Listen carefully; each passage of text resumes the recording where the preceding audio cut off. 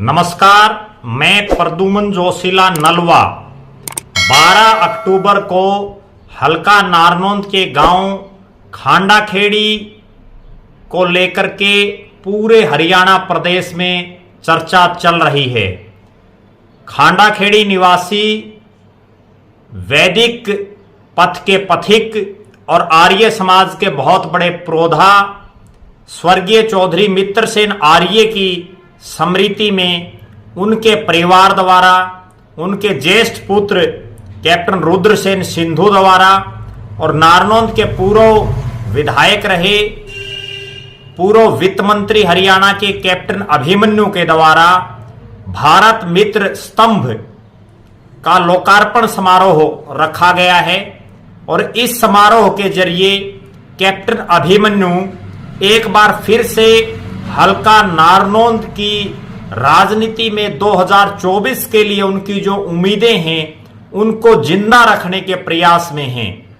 बहाना है अपने स्वर्गीय पिता चौधरी मित्रसेन आर्य की स्मृति में बनाए गए भारत मित्र स्तंभ के लोकार्पण के अवसर का। इसमें बड़ी बड़ी हस्तियां आ रही हैं।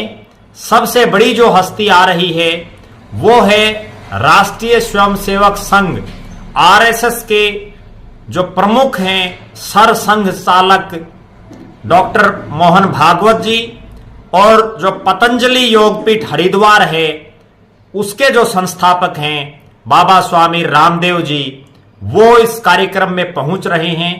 इस कार्यक्रम में उनके अलावा बहुत सी अन्य सामाजिक, धार्मिक और राजनीतिक हस्तियां पहुंच रही हैं।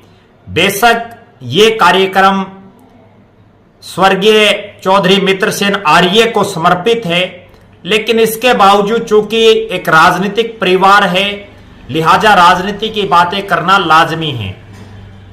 2004 से सक्रिय राजनीति में हरियाणा प्रदेश की रहे कैप्टन अभिमन्यु 2004 में रोहतक से भारतीय जनता पार्टी की टिकट पर उन्होंने चुनाव लड़ा लोकसभा का चौधरी भूपेंद्र सिंह हुड्डा के सामने, लेकिन चुनाव हार गए। 2005 में दीपेंद्र सिंह हुड्डा के सामने उपचुनाव लड़ा, वो भी हार गए।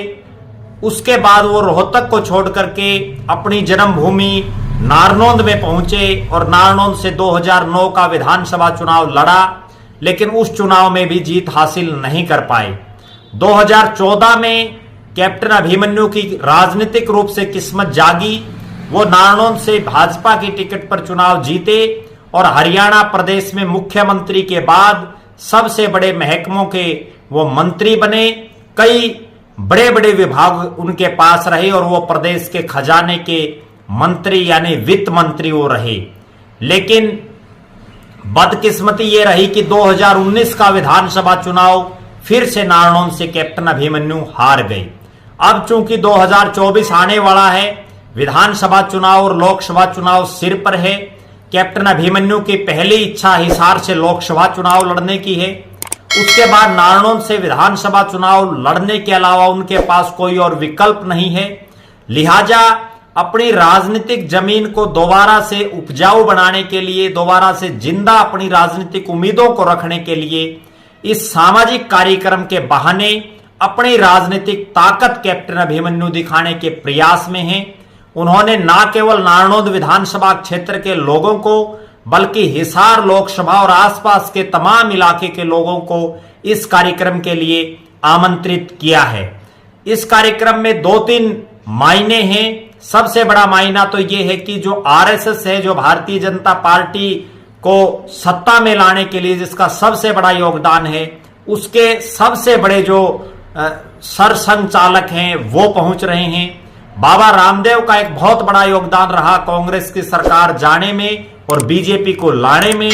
और बाबा रामदेव चूंकि हरियाणा प्रदेश के ही वासी हैं, उनका भी एक विशेष महत्व है भारत की राजनीति में। वो 2 बड़े चेहरे कैप्टन अभिमन्यु को आशीर्वाद देने के लिए पहुंच रहे हैं।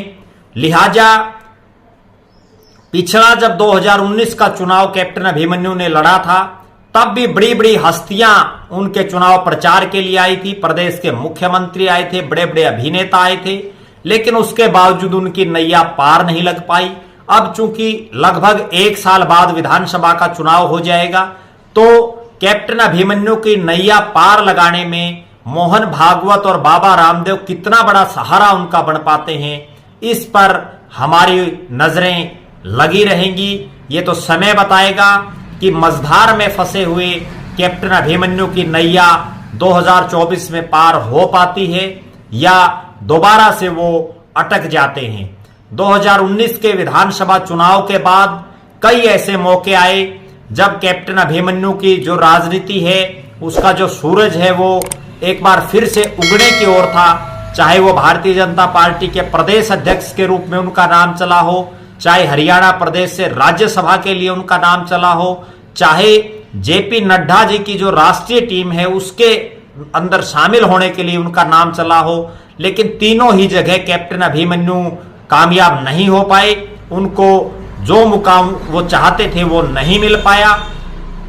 इन सब के बावजूद अगर एक सामाजिक बात की जाए तो एक बेटे ने अपने पिता का नाम पूरी दुनिया में अमर करने के लिए एक जबरदस्त प्रयास किया, एक ऐसा प्रयास किया जिसमें खांडा खेड़ी गांव का नाम ना केवल हिसार, हरियाणा और भारत बल्कि पूरी दुनिया के पटल पर उन्होंने लाने का काम किया।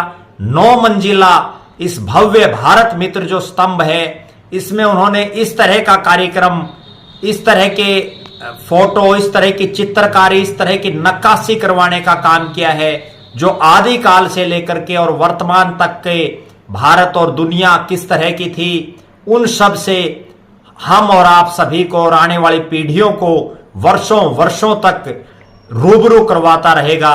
लिहाजा खांडा खेड़ी गांव को तो कम से कम अपने इस लाल पर गर्व होना चाहिए कि जिसने बेशक एक राजनीतिक गांव खांडा खेड़ी रहा है, जहां बहुत से मंत्री, बहुत से विधायक बने, बड़े बड़े नेता बने संयुक्त पंजाब से लेकर के और वर्तमान हरियाणा तक, उसके बावजूद जो काम कैप्टन अभिमन्यु ने गांव खांडा के लिए इस तरह का एक भारत मित्र स्तंभ बना करके किया है और इतनी बड़ी बड़ी हस्तियों को गांव में बुलाने का काम किया है, वो वास्तव में काबिले तारीफ है। लेकिन चूंकि वो राजनीतिक आदमी है, लिहाजा इस बात पर हमारी नजर बनी रहेगी कि वो इसका कितना सियासी फायदा उठाने में कामयाब रह पाते हैं।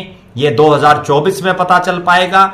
आप लगातार हमारे साथ बने रहें, हमारे फेसबुक पेज को लाइक और फॉलो करें, यूट्यूब पर चैनल को सब्सक्राइब करें, बेल आइकन घंटी का बटन अवश्य दबाएं, वीडियो को ज्यादा से ज्यादा शेयर करें, अपने बहुमूल्य कमेंट्स अवश्य लिखें।